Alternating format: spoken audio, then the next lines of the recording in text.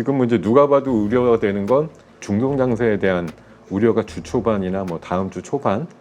저는 조정의 종류가 한 3가지가 있다고 생각이 드는데, 뭐 코스피 기준으로는 월요일 날 아침 중이나 이렇게 한 2600 초반이나 그 정도 찍어주는 정도가 가장 맥시멈의 절정이 아닐까 그렇게.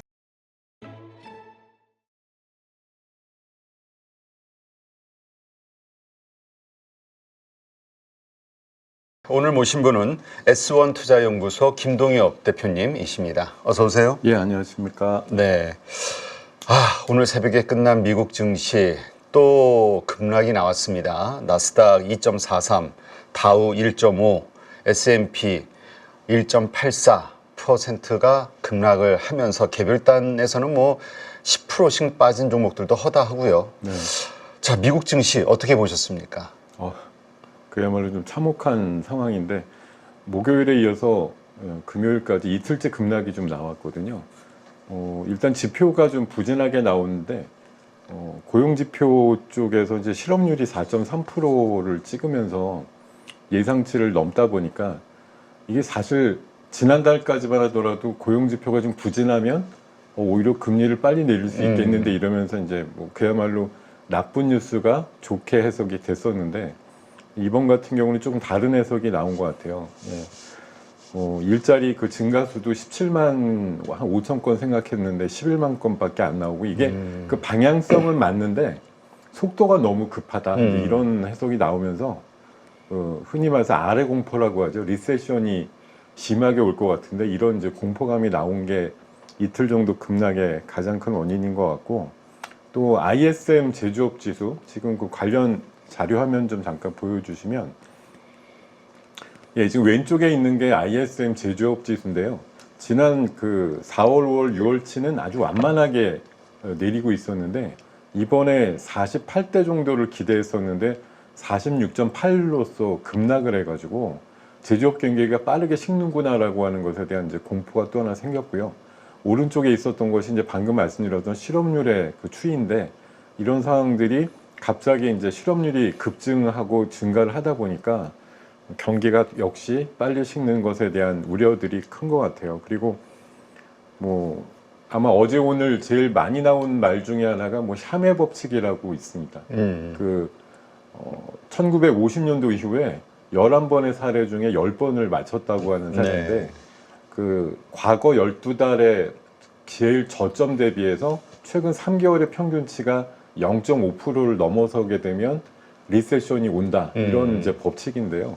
지금 보여드리는 그 그림에서도 약간 좀 회색 선으로 저 막대 그래프 선게 리세션의 구간이거든요.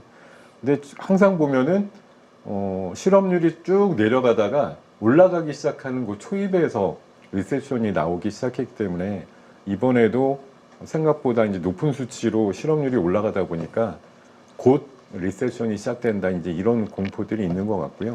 그리고 엊그젠가 이런 그 기사가 하나 난 게 있어요. 이게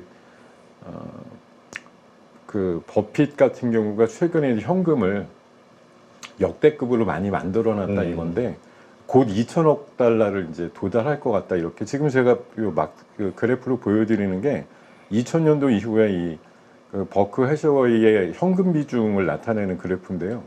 지금이 제일 높다. 그러니까 누군가는 충분히 더 가는 장을 뭐 대비해서 주식을 100% 가까이 뭐 담아 놓는 게 낫다라고 얘기를 하시겠죠. 근데 적어도 버핏 정도는 뭐 하락을 꼭 대비했다기보다는 마음에 드는 주식이 없다, 또는 주식이 많이 올라서 뭐 과대평가돼 있다, 그러니까 난 줄인다. 얼마 전에도 그 뱅크 오브 아메리카 주식, 사실 얼마 전까지만 해도 줄인다는 얘기가 없었는데, 네. 최근에 줄였다는 얘기가 또 뉴스화 되면서 좀 이슈가 된 적이 있거든요. 어쨌든 뭐 세계에서 한 손가락 안에 들 정도로 뭐 투자 잘한다고 하는, 나이도 엄청나게 많으시지만 여태까지의 어떤 투자의 지혜를 보여주는 뭐 단면이 아닌가. 최근에 하락이 갑작스레 나오는 거 보면, 우리가 뭐 제일 고점에 팔 수 있어 이렇게 얘기하지만 막상 시작되면 어쩔 줄 모르고 있는 게 현실인 걸 보면, 조금 이르지만 현금을 이렇게 많이 확보하고 있는 그만의 자세가 다시 한번 돋보이지 않나 그런 생각을 해봅니다.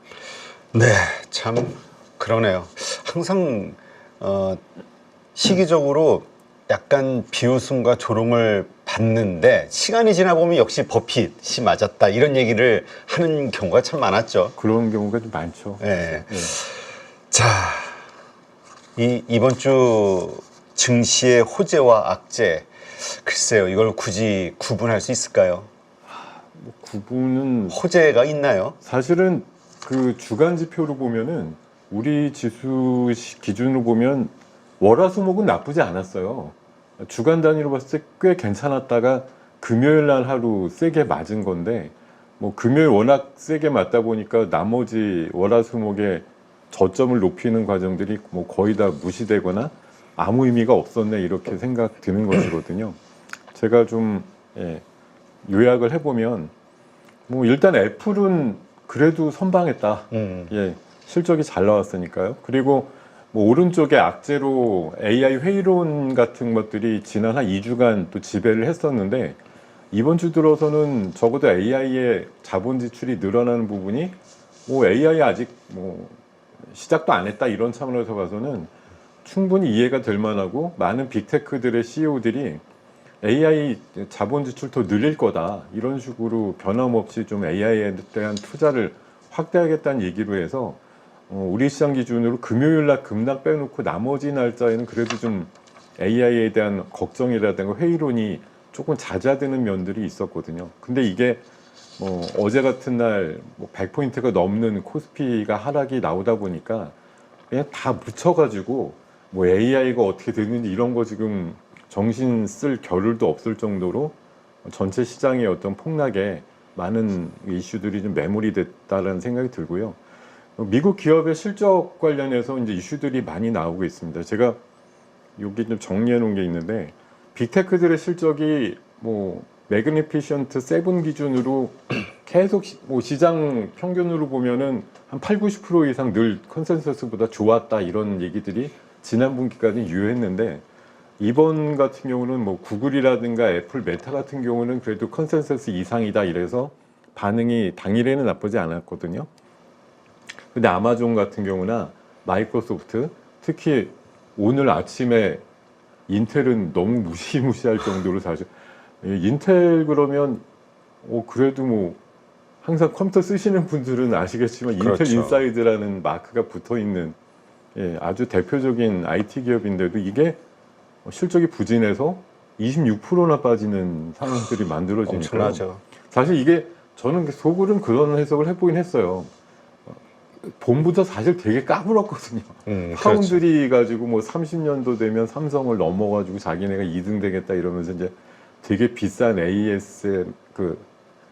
ASMR 장비도 막 5천억짜리 들여오고 막 이런 식으로 지출을 많이 했는데 결국 이번에 AI 쪽에 그 자본 지출 대비해서 뭐 손익이 안 나오고 매출단이 안 나온다는 그런 것들을 직접 경험을 한 게 바로 인텔이고 어떻게 보면 말로만 그렇게 했던 것에 대한 한번 몽둥이를 한번 맞았다 이렇게 보기 때문에 사실 상대적으로 파운드리라든가 이런 쪽을 보면은 삼성이나 이런 쪽에 조금 더 여유가 생겼다 이렇게 볼 수도 있어요. 얘네들은 돈을 많이 벌지만 결국 지혜롭지 않았거나 아니면 뭐 수율을 맞추지 못하고 있다 이런 현실을 숫자로 보여줬다라고 볼 수가 있거든요. 네. 하여튼 뭐 그런 이슈에 비해서 나머지 경제 지표 부진 이슈도 있고 우리 국내 증시만 보더라도 뭐 작다면 작지만 이게 유통 시장의 어떤 그 뭐랄까 굉장히 혼란 이런 것들도 사실 크죠. 왜냐하면 직간접적으로 관련돼 있는 소상공인들이 워낙 많다 보니까 이게 그냥 뭐 해당 회사는 법정 관리라든가 뭐 기업 회생을 신청을 했지만 나머지 그 소상공인들 많이 걸려 있는 분들은 뭐 다음 달 되면 부도난다 이런 식의 이제 공포감에 쌓여 있는 분들이 굉장히 많은 상황이고요. 그리고 어제 하루만으로 이제 삼성전자가 다시 7만 원대로 돌입을 했고 하이닉스가 이게 10%가 빠지면서 하루에만 14조를 날렸습니다. 그런 상황이고 부도업체 이제 건설업체 중심으로 7개월 만에 21곳에 부도가 났는데 이게 작년하고 동일한 수치거든요. 네. 그러다 보니까 8월 달에도 추가적으로 나오게 될 수도 있다. 이제 금리는 뭐 미국은 9월 달에 내릴지 모르겠지만 우리는 지금 빨라 10월인데 그렇죠. 그 사이에서도 공포감을 느끼고 있는 건설 회사들이 여럿 있다라고 얘기가 나오다 보니까 시장이 굉장히 좀 어수선한 상황이고요. 또 무엇보다도 이거는 사실 뭐 지금 발발된 건 아닌데 공포감이죠. 중동 정세 지금 누가 봐도 며칠 내로 지금 이제 장례식 끝나고 어수선한 거 끝나고 나면 공격 곧 할 것 같은데 이런 이제 이걸 기대감으로 말씀드리기는 좀 어려운데요. 어쨌든 뭐 리스크가 있다라는 부분이 이제 지난 주말에는 같은 경우 이제 시장 자체는 별로 안 좋은 뉴스지만 해당되는 또 섹터에는 또 주가장에 방산주들은 끌어올리는 방산주, 뭐 유가주, 물류주 뭐 이런 것들한테는 해운주 이런 애들한테는 조금 뭐 긍정적인 사인을 주는 또 지표가 되기도 했었던 것 같습니다. 네. 아, 진짜 갑자기 악재가 막 쏟아지는 느낌. 그것도 아주 대형 악재들이. 네. 그렇습니다. 자, 그래서 어제 우리 한국 증시도 이제 급락장이 펼쳐졌는데, 네. 와, 그래도 일본 보니까 일본은 뭐 니케이라든가 이런 거 거의 6% 가까이 빠지는 거 보면 5.8% 정도 빠졌죠. 정말 공포스럽던데요. 네. 그러니까 사실 이제 미국이 어떻게든 뭐 비테크의 실적 우려다 이러면서도 사실 고공권이에요. 아직 고점 대비해서 그네들 자체는 별로 안 빠졌는데 어떻게 보면 그들이 뭐 기침 한번 하면 나머지 뭐 제3국이라든가 미국하고 연관성이 큰 어떤 무역 구조나 이런 것들을 갖고 있는 나라들 같은 경우는 뭐 완전히 독감 걸리는 수준으로 큰 하락이 나왔던 것 같고요. 최근에 또 일본은 다른 나라 이제 금리 내리는데 얘네들이 이제 금리 올리겠다고 하니까 이게 어쨌든 뭐 그동안은 금리를 제로 금리로 해서 이득을 좀 많이 봤다고 치면 오히려 금리를 올리다 보니까 약간 요새 뭐 엔캐리 청산 얘기도 나오고 이러면서 좀 부진의 어떤 시발점이 되는 거 아닌가 그런 생각이 들기도 합니다. 네, 참 힘든 상황이 좀 펼쳐졌는데, 자, 어제 우리 한국 증시 뭐 좀 특징적으로 보신 섹터나 종목들이 있습니까? 아, 어제 뭐 오른 종목이 한 100여 개 정도밖에 안 되니까요. 다 빠졌죠. 예, 그래서 뭐 주간 단위로 한번 제가 정리를 해봤거든요. 이게 지금 가로 안에 써 있는 건 주간 상승률 내지는 하락률이에요. 그래서 네. 뭐 이번 주 같은 경우는 사실 월화수목 뭐 무난하게 올라가던 중에 어저께 대폭 하루에 내려가면서 주 초에 주중까지 올랐던 부분들을 다 까먹고 내려간 종목들이 워낙 많기 때문에 그 와중에도 이제 중동 사태가 한 목요일부터 이슈가 되다 보니까 이게 이제 흥구석유라든가 한국석유 같은 석유 종목들이 한 30%대 주간 단위로 올랐고요. 네. 그리고 최근에 코로나가 또 한 달 사이에 5배 정도 늘었다 이런 얘기, 거기다 100일에 50배 늘었다, 뭐 수족구병 이런 얘기 나오다 보니까 또 진단이라든가 백신 관련주, 항생제 관련주들 강세가 좀 나왔고요. 뭐 진원생명과학이나 수젠텍 같은 거 강세가 나왔고, 또 주초에 우리 이제 14년 만에 댐 짓는다 이래가지고 저 이화공영이라는 종목이 주간 단위로 50%나 올랐습니다. 그리고 물류 관련해서는 여진이 있는 거죠. 그 티메프라고 티몬하고 이메프의 이제 합성어인데 그 사태의 어떤 파장이 여전하면서 일부 물류 종목들이나 이제 쿠팡 관련주들 이런 것들 강세도 나왔고, 또 중동 정세가 이제 불안하다 이러면서 뭐 운하 또 막히는 거 아니냐 이런 얘기 나오면서 이제 해운주 강세가 또 나왔고요.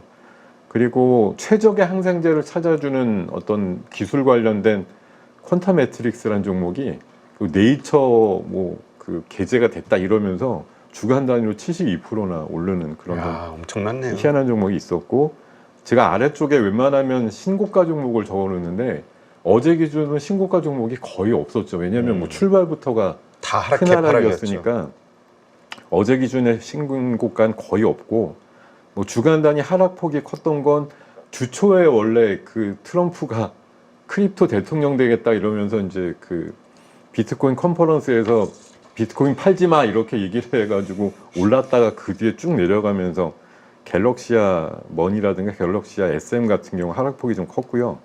그리고 이번 주간 단위에서 실적은 여전히 좋을 걸로 보이지만 화장품 주식들이 주간 단위에 좀 많이 빠졌어요. 대표적으로 잉글루드랩이 한 24% 빠졌고, 또 뭐 어제 그제 이틀 동안 반도체 소부장 쪽에서도 그동안 신고가 냈던 테크윙이 18%나 빠졌고 또 전력기기 쪽에서도 지난번에 그 HD 현대일렉트릭 실적 나올 때만 해도 쌍봉의 모습이 나왔었는데 하루 이틀 지나서 이제 LS 일렉트릭 나오면서 실적이 생각보다 안 나왔네 이러면서 이제 꺾이기 시작하면서 전력 관련주들도 이번 주에 좀 내용이 좀 있었거든요. 그러다 보니 대표적으로 효성중공업이 한 17% 정도 주간 하락을 보이기도 했습니다. 네, 참 저거 보니까 다시 한번 얼마나 많은 분들이 힘든 한 주간, 특히 힘든 금요일을 보내셨을까 이렇게 생각이 드는데, 네. 뭐 좀 좋아질 만한 또 해외의 어떤 이슈 이런 것들이 좀 있을까요?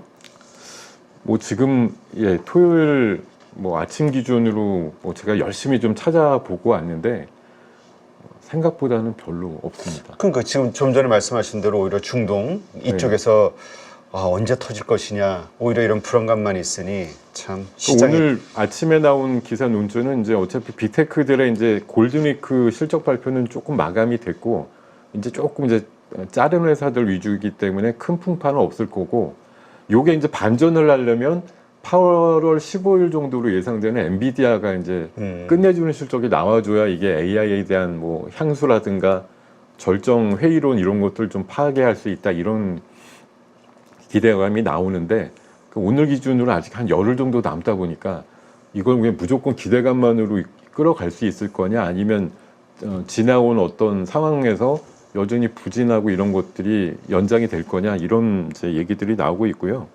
그리고 오늘 아침 뉴스 보니까 뭐 해리스 그 민주당 후보가 이제 과반 확보해가지고 뭐 정식 후보가 됐다라는 얘기가 나오더라고요. 그래서 지금 지난주 후반부터 얘기 나오는 게 일부 트럼프 쪽 진영의 이제 잡음도 나오고 뭐 벤스 부통령의 또 실언 얘기도 나오고 이러다 보니까 역시 컨벤션 효과라든가 상대적인 지지세 그리고 지난주 그 중반에 보시면 미국의 최대 노조라고 하는 자동차 노조가 해리스 지지를 선언했다 이런 얘기도 좀 컸던 것 같고요. 네. 그러다 보니까 약간 해리스 관련주 이게 어제 그제도 물론 이제 빠지니까 어쩔 수 없긴 했는데 상대적으로 트럼프보다는 해리스 쪽의 정책 관련주인 뭐 대마 합법주라든가 뭐그 낙태 관련주, 신재생 관련주 이런 것들이 상대적으로 좀 셌던 것들이 있었던 것 같고요. 지금 이제 누가 봐도 우려가 되는 건 이란 쪽에서 이제 전면전을 감행하지 않을까 그런 이제 우려가 커지는 이제 중동 장세에 대한 우려가 주 초반이나 뭐 다음 주 초반 우려가 되는 가장 큰 이슈가 될 것으로 생각하고 있습니다. 네. 자, 다음 주 월요일 네. 우리가 체크 포인트로 어떤 것들을 좀 봐야 될까요? 증시에. 일단은 뭐 미국이 지금 지표가 나오면 공포인데요. 5일날 밤에 ISM 비제조업 지수가 또 있는데 이게 이번에 이제 제조업 지수가 너무 내려와서 충격을 줬는데 비제조업은 뭐 무난할까 이런 거에 대한 우려가 여전히 좀 있다는 거죠. 그래서 저 같은 경우는 어저께 물론 100포인트 빠지는 걸 보고 어떻게 생각해 보면 이거 웬만큼 다 빠진 거 아닌가 이런 생각을 하게 되는 상황이었는데도 이제 뭐 간밤에 미국 시장이 한 번 더 이제 꿀렁거릴 거라고 생각이 들고 그래서 월요일 날 아침 부분에 좀 약세가 나오면 조금 더 투입해보자 이런 식으로 이제 어제 매수를 좀 참으셔라 이렇게 말씀드리기도 했는데요. 어쨌든 지표가 지금 나오면 나올수록 시장에는 좀 불리하게 작용을 하고 있다. 뭐 이런 얘기도 나오고 있고 또 물론 이제 지금 시장의 기대값을 보면은 페드워치의 그 9월달 금리 상승에 대한 기대값 보면 내리는 거는 100%인데요. 비컷이라고 해가지고 0.5% 이상 내리는 확률이 지금 70%가 넘어가고 있거든요. 네. 그러니까 이게 연준이 이번에 엊그저께 끝난 연준 그 회의에서 내렸어야 돼 이렇게 이제 뒤늦게 또 시장에선 반응이 나오는 거예요. 왜 한치 앞에 고용지표 저렇게 안 좋아지는 걸 뭐 알았을 텐데도 반기를 했느냐 이런 지적이 나오다 보니까 연준에서 이걸 또 뜨끔하게 받아들이면 9월달 FOMC에서 0.25가 아니라 한꺼번에 0.5 내지는 지금 1% 확률도 상당히 높아요. 근데 그렇게 나오게 되면 오히려 시장은 충격을 받을 그게 것이다. 사실은 진짜 큰일이죠. 예. 방향성은 알겠는데 이게 속도감이 또 붙으면 시장이 야 진짜로 경기 안 좋아지는구나 이렇게 또 오인할 수 있는 여지도 있습니다. 이게 사실 그 중동 이슈랑 맞물려서는 또 상반된 결과가 나오는데 어떤 게 더 공포스러울까 싶어요. 그러니까 중동 사태가 만약 8월 중순 정도에 막 악화일로로 치달으면서 이게 뭐 유가라든가 이런 부분들 건드려 가지고 미국에서 연준이 생각해 봤을 때 금리를 내려야 되는데 유가라든가 이런 부분들이 막 올라와 가지고 인플레가 자극되기 때문에 금리를 한 번 더 못 내리겠어. 이렇게 하는 게 더 위험한지 아니면 1%나 0.5% 이상으로 B컷으로 확 내릴 수밖에 없게 결정이 되게 하는 거니 양쪽 다 사실 위험한 상황인데요. 그런 것들이 이제 이어질 수 있는 가능성들이 조금 제기가 되니까 시장의 앞날이 안개 속이다 이렇게 생각들을 하시는 부분들이 큰 것 같아요. 네. 근데 또 다음 주 초에 걱정되는 것이 이 신용에 대한 반대 매매. 네. 금요일 날 또 많이 빠졌기 때문에 이것이 또 다음 주 초반 미국장을 빼고도 우리 증시를 짓누르는 악재지 않냐 이런 의견들이 있거든요. 그러니까 어제 우리 기준으로 보면 외국인들은 현선물 엄청나게 팔았거든요. 뭐 기관도 만만치 않게 팔았고요. 근데 그걸 결국은 개인들이 많이 뭐 매수를 해 가신 건데 뭐 세상이 참 안타까운 얘기지만 우리 장의 특징이라는 게 개인들이 많이 매수하고 바닥 딱 찍고 올라가는 장이라는 건 보여준 적이 없다 보니까 물론 여력이 있어서 어제 100포인트나 빠지니까 얼씨고 이렇게 사신 분들이 있는 한편이 있지만 그 반대편에는 말씀 주신 대로 미수라든가 신용에 지금 비율이 모자라서 바로 지금 매물화될 수 있는 가능성. 근데 간밤에 미국 시장이 좋기나 한 것도 아니었기 때문에 그렇죠. 오늘 또 급락이 나왔어요. 반등의 여지가 초반에 없다 보니까 비율이 약한 부분들이 어떻게든 돈을 구해서 비율을 맞춰주지 못하면 반대 그 매물의 공포들이 월요일 날 아침 초반에는 충분히 나올 수 있는 상황이거든요. 그래서 지금 보면 뭐 그런 것들 매물이 사실 어느 정도 소화가 돼야 안타깝게도 뭐 옛날에도 그런 얘기 표현이 있었는데요. 뭐 전후의 시체를 넘고 넘어 뭐 이런 이제 표현이 있었습니다. 이게 사실 안타깝게도 사실 제가 뭐 지금 상황에서 이런 말씀드리면 그렇지만 어제 산 분들조차도 이거는 잘못 샀네 이런 상황이 돼야지 찐 바닥이 나올 수준이에요. 우리 시장 늘 그래왔던 것 같아요. 그러니까 대충 이 정도, 그러니까 사실 이 정도도 많이 빠졌어라고 분명히 보이는데 그 저는 조정의 종류가 한 3가지가 있다고 생각이 드는데 하나는 엎치락 뒤치락하는 하루 올랐다 하루 내렸다 이런 이제 평균적인 조정이 있고 3, 4개월이나 1년에 한 두세 번 정도는 10%급 빠지는 조정이 있고 한 3, 40% 빠지는 3, 4년에 한 번 나오는 조정이 있는데 이번을 백보양보해서 10% 조정이라고 보면은 2,800대 후반에서 10% 빼면 딱 2,600 정도 나오거든요. 그래서 뭐 코스피 기준으로는 월요일 날 아침 중이나 이렇게 한 2,600 초반이나 그 정도 찍어주는 정도가 가장 맥시멈의 절정이 아닐까 그렇게 생각하고 있고 안타깝게도 뭐 버티실 수 있으면 지금 레벨에서야 버티시는 거 이상의 좋은 전략은 없다라고 지금 이미 뭐 손절이라든가 이런 것은 지났다고 봐야 될까요? 왜냐하면 지금이라도 앞으로 더 많이 하락할 수 있는 가능성, 여러 가지 그 불확실성 이런 것을 감안했을 때 월요일이라도 손절을 해야 될 것이냐 이거 가지고 고민하는 분들이 많을 것 같아요. 많죠. 많고 뭐 이미 손절을 뭐 막고자 아니면은 하시지 마세요 이렇게 얘기하는 대다수의 분들은 이미 늦었다는 논리인데 사실 이미 늦은 건 없는 것 같아요. 할 수만 있으면 줄이면 좋은데 이것도 사실 어제 아침에라도 화들짝 줄였으면 마이너스 한 3, 40에서 줄일 수 있었거든요. 근데 물론 뭐 마이너스 100까지 내려갈지 몰랐고 제가 이제 곰곰이 생각해보면 우리 장은 또 굉장히 또 영민해서 오늘 미국장까지 생각해서 다들 빠졌다고 봅니다. 어제 빠진 게 그냥 뭐 못 참고 빠졌다기보다는 뭐 인텔의 그 시간의 폭락 이런 거 어제 아침부터 다 얘기가 나왔던 거기 때문에 오늘 간밤에 미국 시장 한 번 더 빠지는 거는 분명하다. 근데도 많이 빠지면 주섰다 이런 논리이기 때문에 뭐 일부 이제 반대 매물을 막지 못하고 나가시는 부분 때문에 월요일 날 아침이 좀 불편하게 시작을 할 수 있어도 제가 봐선 월요일 날 아침 중에 밀렸다가 반전을 좀 노릴 수 있는 가능성은 있다고 보거든요. 그래서 물론 이거는 아주 초단기의 시장일 뿐이고 앞으로 발표되는 경제 지표가 뭐 제가 뿐만 아니라 시장에서 예측하는 컨센서스보다 더 높거나 낮게 그 범위를 벗어나게 되면 시장이 예기치 않은 공포감을 다시 만들 수 있을 가능성이 있거든요. 그러니까 네.